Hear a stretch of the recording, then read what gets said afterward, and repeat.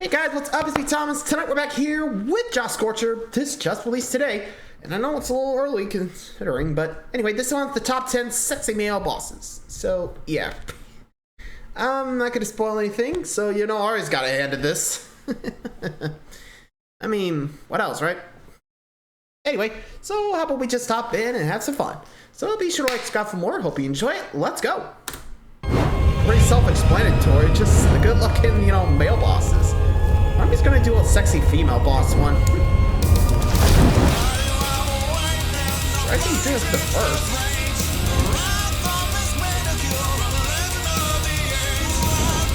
Oh well. So I can't help but when I think of this song.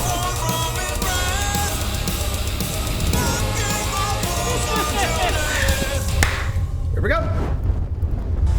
Where is it written in this one-sided society that a man can't be beautiful? Although female characters Maybe tend not to like get that, most dude. of the Next time, attention when it comes shave. to sex appeal and fan service, that doesn't mean there isn't a diverse spectrum of alluring guys that are quite easy on the eyes. Ranging from dashing heroes, dark bad boys, charismatic fighters, and androgynous pretty boys, there's no shortage of sexy men Pretty for much. the ladies, and other men, to drool over. As for how we're measuring the first. sexiness of the bosses, there's a different criteria. Again, I How hope much you got your fan service permission do from they your provide? wife. How much skin do they show for no reason other than pure sex appeal? How much internet thirst and apologists do they generate? And just like last year, I brought in some help since being a straight guy means I'm married unable guy. to provide objective measures on these bosses. Alright, this is my kind of list. Not mine. Don't worry, honey. Next year we'll do sexy female bosses. Again, I'm surprised they didn't do it for the first. You know, the 1st of February, I mean. You know, might as well. It's starting We season love. really don't talk about Chrono Trigger Chrono enough on Trigger, this huh. channel, do we? You have a JRPG released by Square in its prime featuring time Back on travel NES. with characters designed by Akira Akira Toriyama. Toriyama. What's Yeah, not to like? DBZ Akira Among the many Toriyama. iconic characters of the game is Magus? Magus. Magus. Hang on a Magus. second.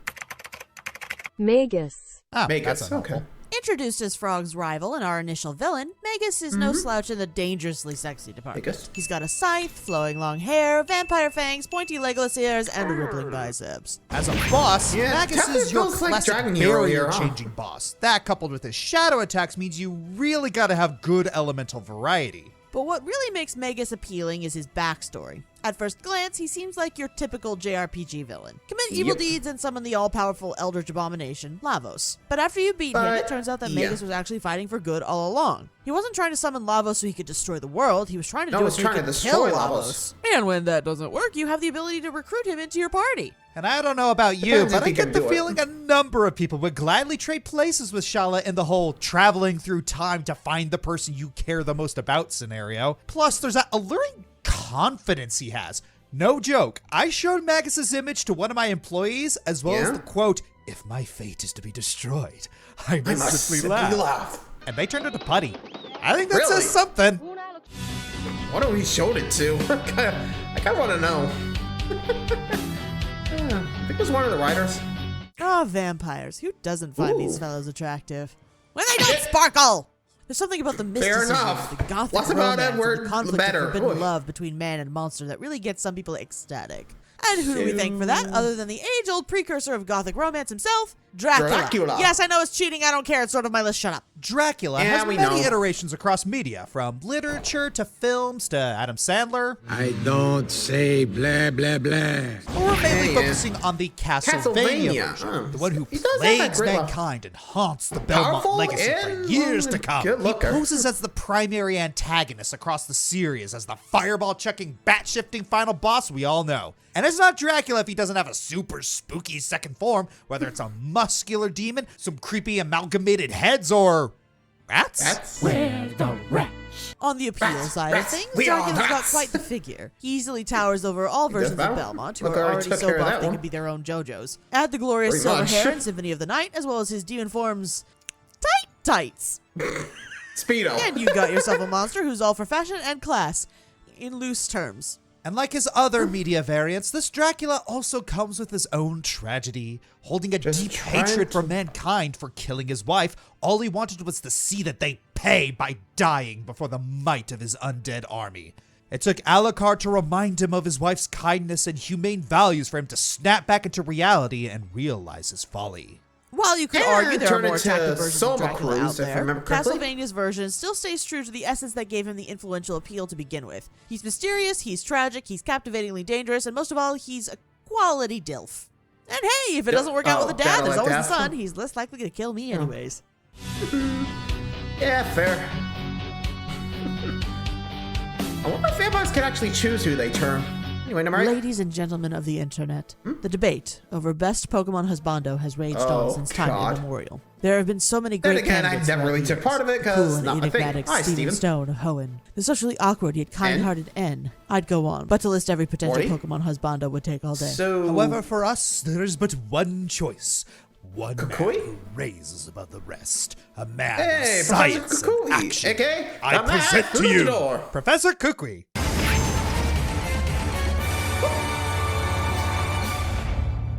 But wait, I hear you cry. Isn't Kukui married?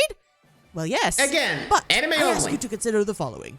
Abs. Also, the fact that he's married is a plus to some people. It shows he can maintain a good, stable, healthy relationship. But seriously, how do you make someone with this much hot, fun uncle energy with a dash of himbo vibes and not expect people to go crazy over him? He spends most of the time wearing nothing but his lab coat and somehow gets even more shirtless when he's the masked royal? Who doesn't want that? You also Hell have to yeah. admit that soul patch thing he has going on somehow works too. Sycamore tried to do something similar and look suave and debonair, but that French fop got nothing on Rugged Island Man. And of course, you can't talk about what makes Kukui such a great husbando without mentioning all the work he puts into building the Pokemon League in Alola. It shows Kukui True. cares about his home, can dream big, can achieve great things when he puts his mind to it, and has great organizational skills. Who wouldn't want a man who can do all that? Unfortunately, as much as she said earlier that Kukui being married is a plus for his attractiveness to some people, it's also why we can't justify putting him higher on the list. Seriously? He's completely devoted to his wife, and she's completely devoted to him, even if she somehow doesn't realize Kukui is the Masked Royal. Yeah, I guess love was blind. Though Ash knows, so Ash, you better shut up.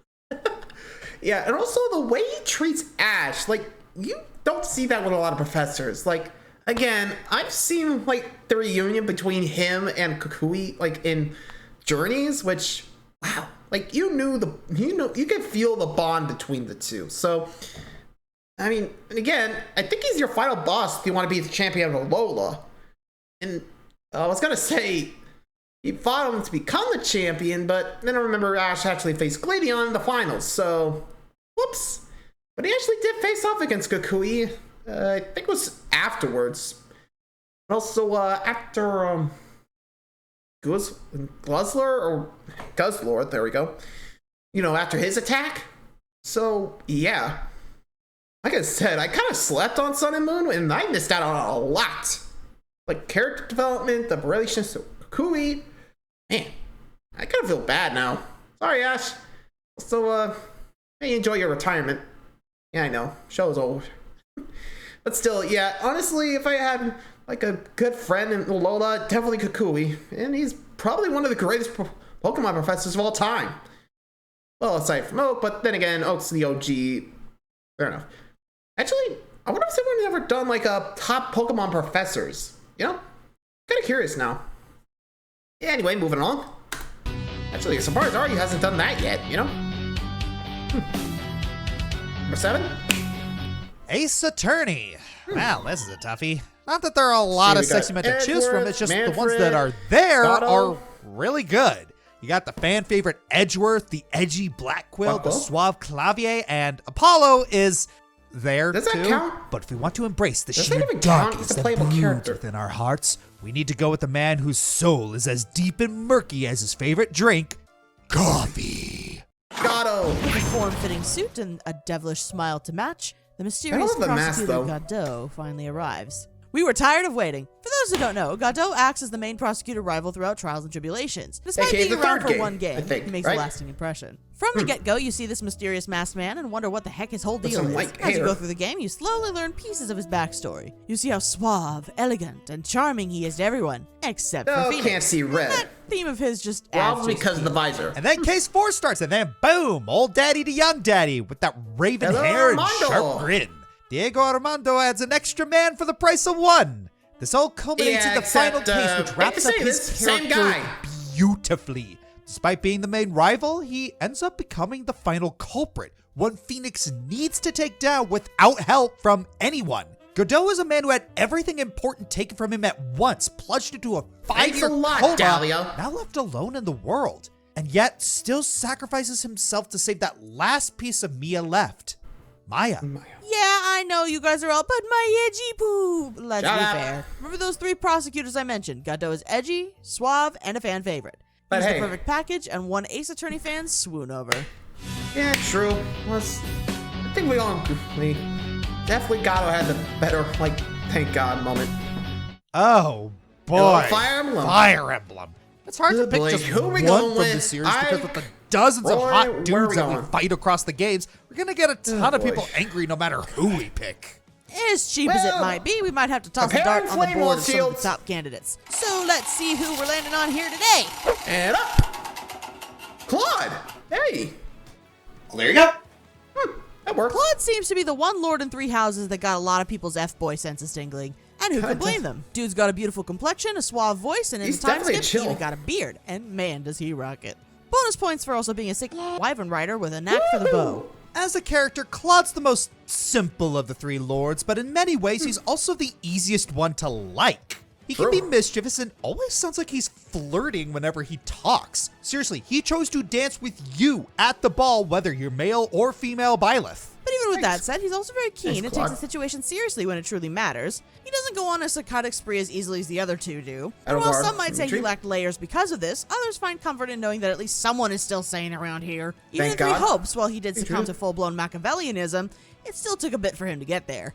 As a boss, the most notable moment where you fight him is in Crimson Flower, where Edelgard, in all her masquering majesty, decided to go after the capital of Leicester. Claude not only has Hilda's squad by his side, but he also has the Wyvern Knights of Elmyra encroaching from the ports. And yeah, it's a pretty painful fight. Not because the map design is bad or anything, but because Claude is cunning and he isn't even trying to pick a fight. He Yeah. even ordered Hilda to retreat when the situation gets too harsh, but to no avail. This is pretty much the closest we get to a Camus fight in this game. When you finally pin Claude, he at least has the wit to negotiate himself out of being executed, so you get to pick whether or not he gets to keep his guts.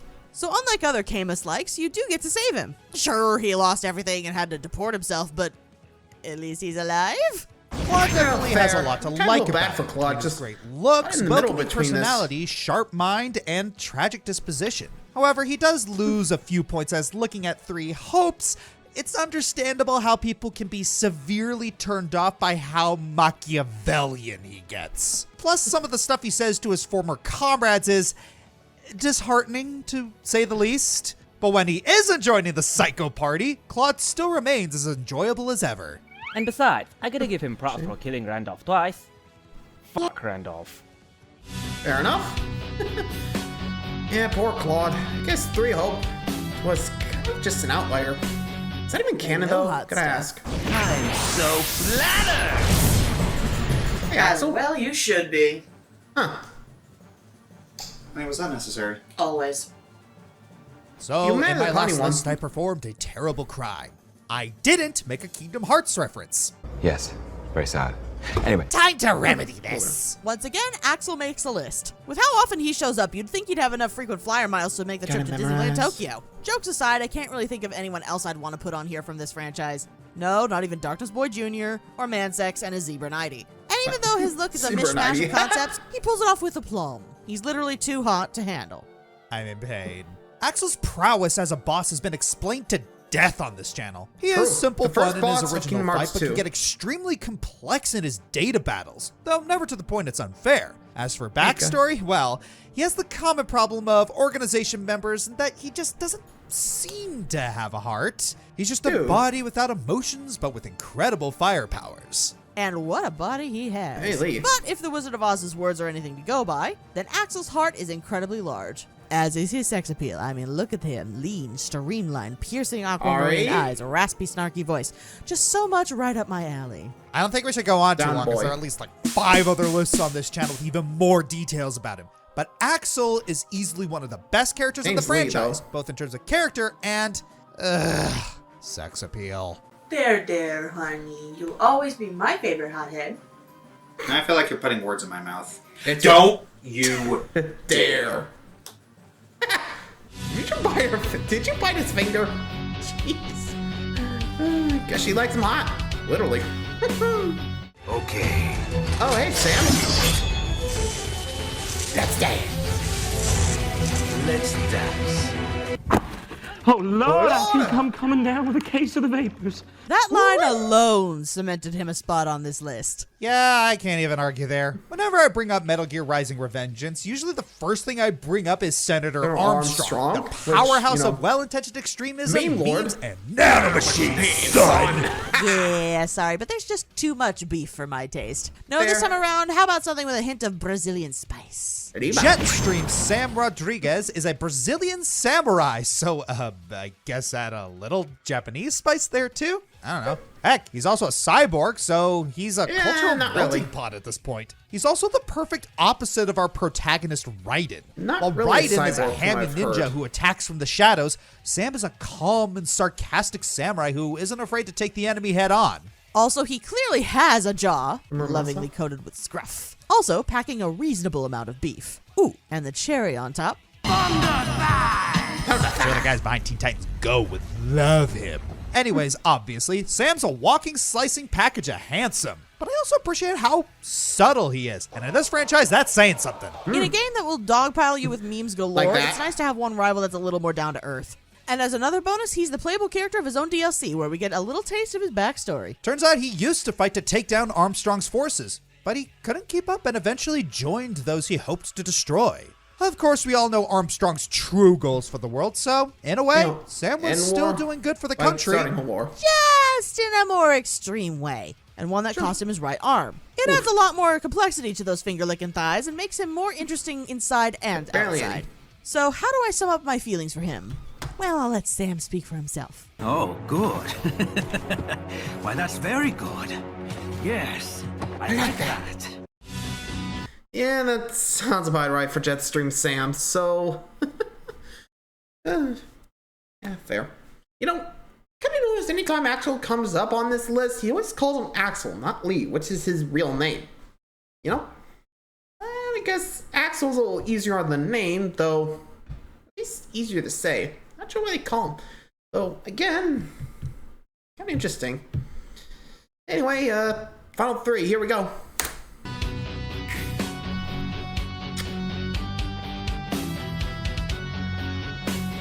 Maybe this is just me being the embodiment of everything that Tumblr hates, but what straight women and gay men thirst over often baffles me. You guys think Jafar is sexy. You think Dr. Facilier is sexy. You think Frollo is sexy.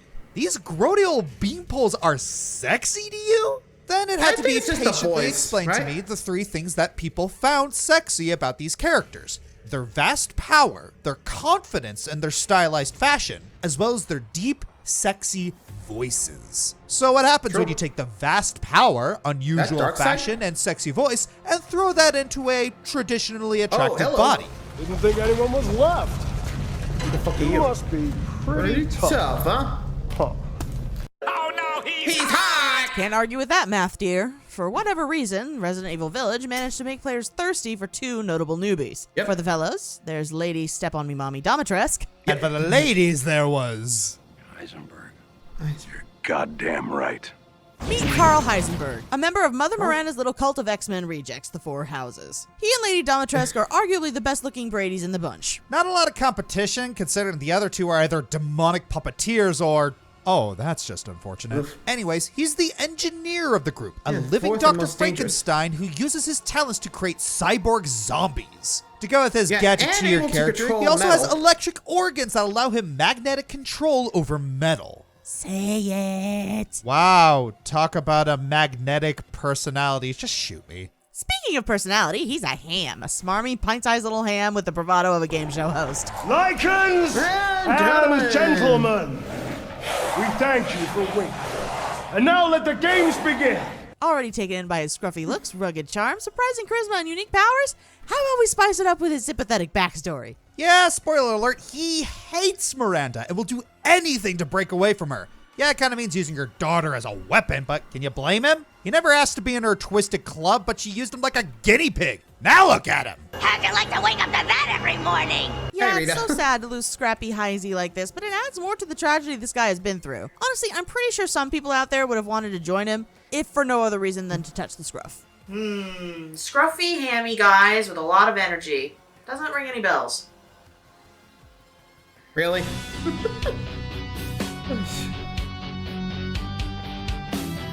Number 2.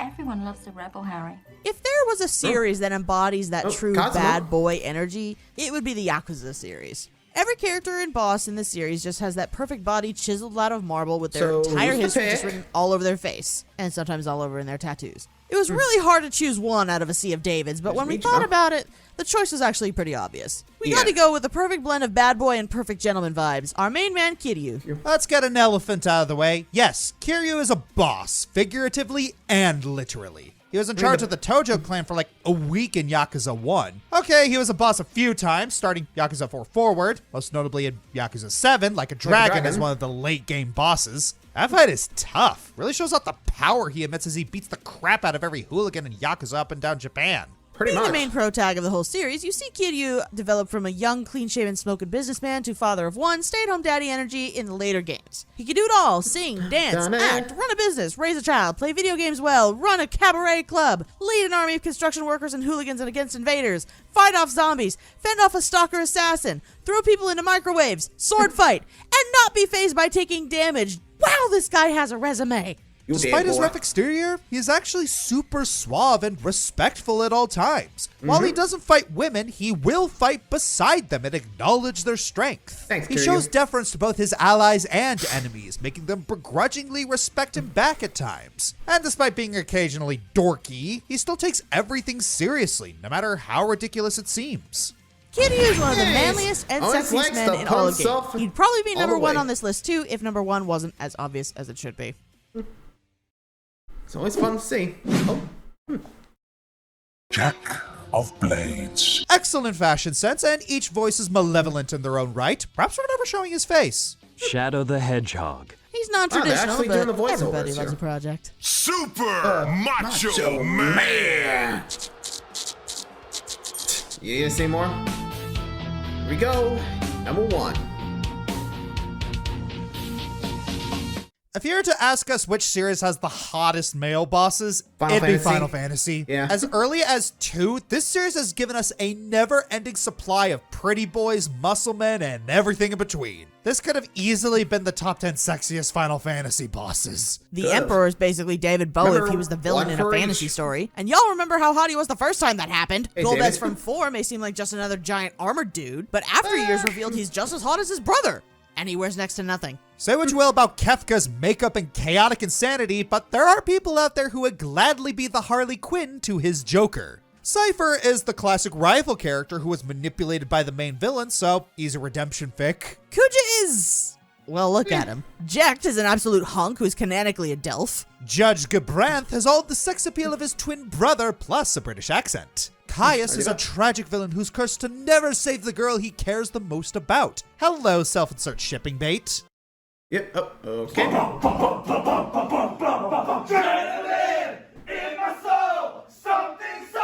Here we go. And Aryan There is we the go. closest we will get to having Johnny Depp in a Final Fantasy game. Of course, all of So- those pale in comparison to the one, Sephiroth. the only... Yeah, tell me you're surprised. Sephiroth is easily the most iconic villain of the franchise, as well as Amen. its most thirsted over. From the leather ensemble to the confident smirk, probably the one to that made the most smooth appearances. voice. He just think about oozes it. sex appeal. It's not like the designers didn't realize he was hot. There's I mean, a reason he was long shirtless flowing during silver 2 of his hair, the boss big fights. swords, the Heck, chisel, there was features, actually not a surprising. life-sized naked statue of him in Square Enix's cafe at one point. Wow. In the story, Sephiroth is the archetypal fallen hero. He was once the paragon of soldier, only to fall into chaotic insanity once he learned of his true origin. Right there, we already have easy evidence for fangirls and boys to claim that he was just a good guy who was led astray by the true villain Genova. Never mind the whole word of God saying otherwise and destroying the world thing. Whatever. Everything this guy does just radiates confidence and coolness. Especially that little moment at Niflheim, where he just smiles as he slowly turns and walks into the flames. Sephiroth's sexiness is so potent that it can't even be contained to one franchise. His presence has graced Kingdom Hearts, Smash Bros, and even Little Big Planet. Little Big Planet? The game with the hacky sack creature? That's the right game? Yep. And with the remake confirming there'll be more of him in the coming installments, it's safe to say that Sephiroth will continue to inspire boss fights, both epic and sexy. Sexy. In his own words, And there will be a memory. I'm the Fire Joker, and you've probably noticed that a lot of these lists contain repeated entries. Maybe there's a way we could work with that. Subtle, dear. Hey, you didn't marry me for my subtlety. No, I did not. But no regrets. True. Cut! And to be fair, they are having twins, though repeated bosses. Are we doing like boss tropes or something? I guess we'll have to keep an eye out. So it should be on the 1st if memory serves. But for now, hope you guys enjoy it. Be sure to like, subscribe for more. Hope you enjoy it. Laters.